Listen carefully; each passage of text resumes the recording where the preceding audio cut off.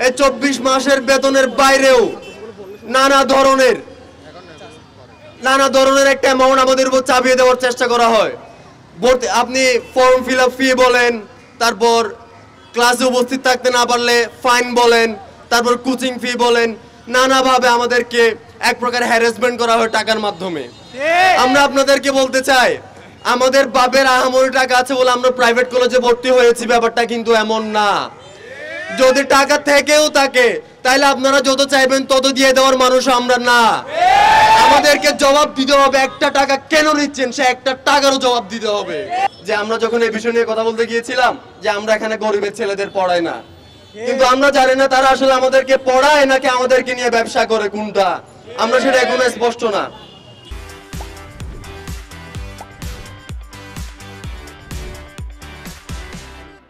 প্রিয় সহযোদ্ধারা, আপনারা জানেন এই ব্যাপারে যখন আমরা শিক্ষা বোর্ডকে জানিয়েছিলাম, শিক্ষা বোর্ড বলল তারা নাকি এসব বিষয়ে অবগত না, কিংবা তারা জানেও না, এবং যদি জানে তারপরেও তারা সেই জায়গায় হাত দেওয়ার সক্ষমতা রাখে না।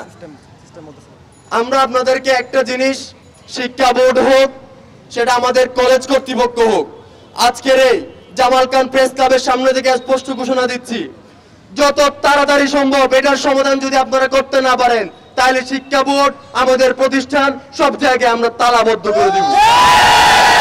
যে অনিয়ম 17 বছর ধরে চলে আসছে সেই অনিয়মের শেষ হয়েছে 5ই আগস্ট। 5ই আগস্টের পর থেকে আর এই অনিয়ম বাংলাদেশে চলতে পারে না।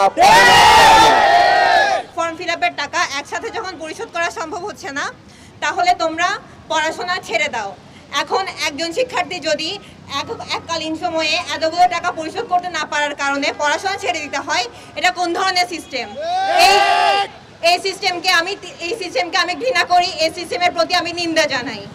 আমরা যখন আমাদের প্রাইভেট কলেজের শিক্ষকদের কাছে গিয়েছি যে ম্যাম আমরা তো এখন এতগুলো টাকা একসাথে দিতে পারবো না, শুধু ফর্ম ফিল আপের টাকাটা পে করি, তারপর না হয় আস্তে আস্তে দিব, তখন তারা আমাদেরকে বলেছে তোমরা চুরি করো, ডাকাতি করো, ভিক্ষা করো, যাই করো, তারপরও ফর্ম ফিল আপের পুরো টাকাটা শোধ করো। আমরা এই রমজান মাসে কিভাবে সামনে ঈদ রেখে এতগুলো টাকা কিভাবে দিব? আমাদের বাবার কি অনেক টাকা?